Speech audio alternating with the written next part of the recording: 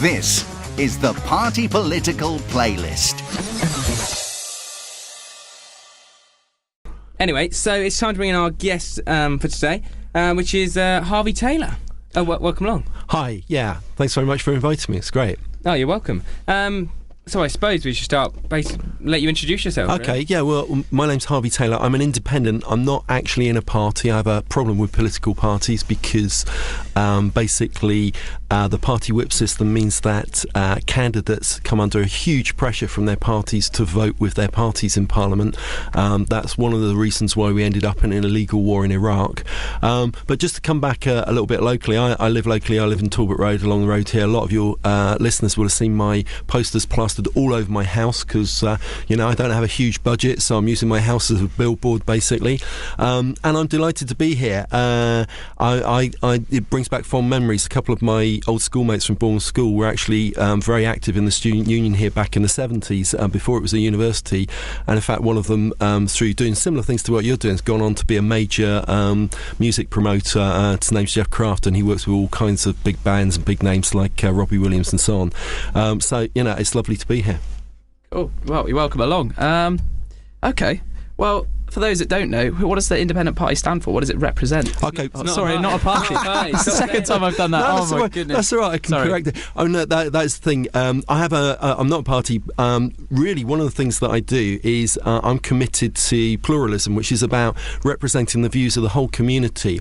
And one of the things that I've done is write to the other four candidates a public open letter, inviting them to form a cross-party group so that we cooperate after the election on some key issues. And the ones I've suggested are things like Afghanistan, the debt crisis, drugs, and a couple of others that you can see on my blog and on my website. And really what I'm interested in doing is, rather than doing what we've had for the last at least 5 years here, which is an MP who got into big trouble about the expenses scandal, which I'm sure we'll come on to later, but who actually only represented 22% of the people in Bournemouth.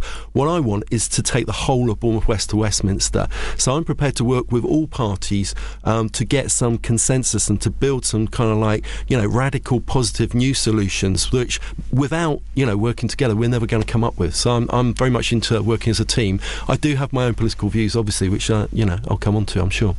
So, Harvey, how come? What brought you into politics? What inspired you to get into politics? Okay, well, I've been in politics before. I was in a fairly dodgy left-wing party about 25, 30 years ago, and used to sell newspapers out on the streets in Brixton during the time of the Brixton riots in 1981. And I think what got me back into it really is that I've been pretty angry ever since the Iraq War. I think that essentially what's happened in politics is that the parties have actually become marketing machines, and particularly with the advent of Tony Blair and Alistair Campbell, they adopted what they call spin, which in my book is just basically dishonesty, which is saying whatever you need to say in order to get people to back you.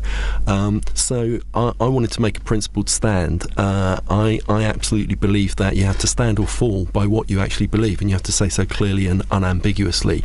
I don't have a marketing machine. There's just me and a few mates, and we have spent a lot of energy and a lot of time putting together a manifesto for the whole of Bournemouth, and we're going to stand or fall by that manifesto. And I think people need to know what politicians are really about. That's why there's so much alienation and so much distrust with politics. So. Okay.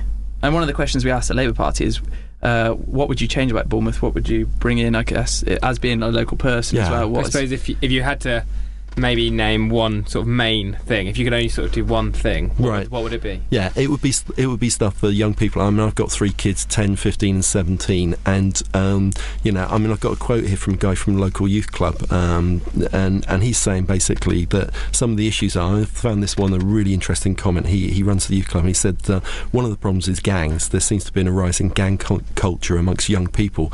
I believe this reflects a need to belong and be committed to something, and I think young people are inspired. They are kind of really motivated. They still care. They still give a damn about what goes on in the world. When I was in this dodgy left-wing party 30 years ago, I always remember the guy who was the leader at the time standing up and doing a talk about the uprising in Hungary in 1956 against Soviet domination. And he pointed out that all of the kids out on the street were kids. They were youngsters. They weren't old people. And what he said was the problem with politics in the UK is that most people are spiritually dead by the time they're 30.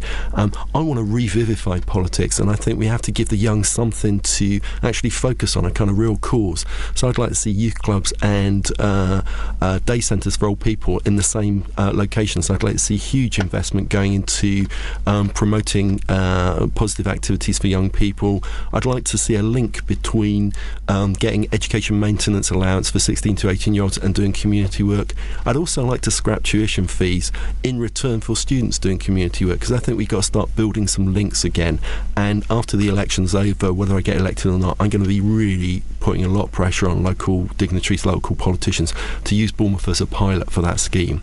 So that's my main focus, really. So what, under the sort of the kind of community service, or what kind of things would you envisage people? I want to make it as broad as possible.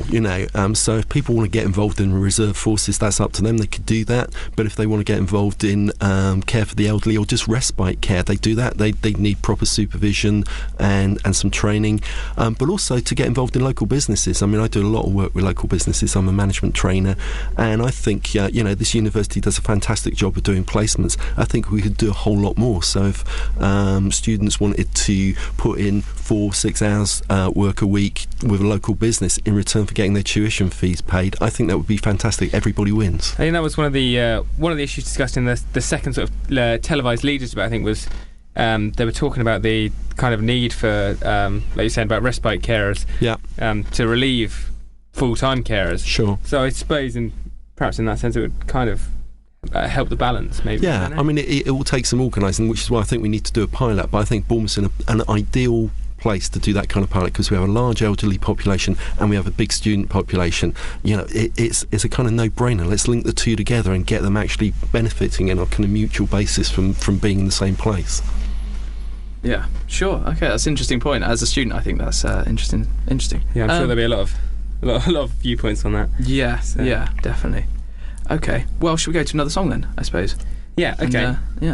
So another song you selected was Wild Man Blues by Louis Armstrong. Yeah, I'll just say something about Louis Armstrong. I mean, I'm a musician. I played violin, trumpet, piano. I started playing trumpet when I was 16.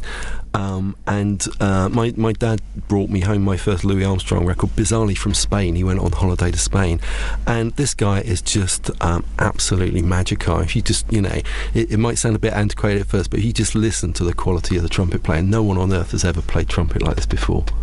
Okay, since. Well, this is Louis Armstrong then, Wild Man Blues on Nerve Radio. So Harvey, how did you come about choosing all these tunes? What sort of thought process went into it? Was it a top playlist on your iPod? What? It mainly on Spotify, actually. I just there's so many songs I could have picked, and I did try and pick one or two that kind of have a personal meaning for me, and but also just things that I love, things that kind of inspire me. One of the things I do as a profession is I'm a motivational speaker, and when I'm driving off to places to go and do a speech, it's really important to get in the right state of mind, the right mood. And I have certain trigger tracks, and in fact the next one that's coming up is one of my trigger tracks that it will just absolutely get me in the right place, so that when I stand on stage I know that all the words are going to come out in the right way. I'm going to convey the right emotion and so on. Have you been listening to those, because you've been doing these hustings meetings where you've been having debates with the other candidates? Have you been using them songs for that? I probably should have done more, because I think the debates have been really kind of sterile and flat. And actually, one of the things that I've been gobsmacked by, because I just got back involved in politics, as I say, in the last few months, is that there's been no real debate. And there's an elderly Conservative came up to me in the street a couple of days ago, and he just said, "You were all so nice, I'm going to vote for all of you." And he was being sarcastic. And 6 debates. 2 of them in churches. One of them wasn't really a debate, because we were just listening to a mental health charity, Rethink, talking about what they were doing, which was fascinating. But I think the public deserve better than this. I think we should have a lot more public debates and meaningful debates where we can actually have a real polite, courteous, but a real go at each other, so that people in Bournemouth get some sense of what differentiates us and what kind of people we are. Okay. Well, you sorry. Yeah. No, carry on. You mentioned Spotify there. Yeah. So I suppose an obvious question to ask would be what you make to the digital economy. Yeah, sure.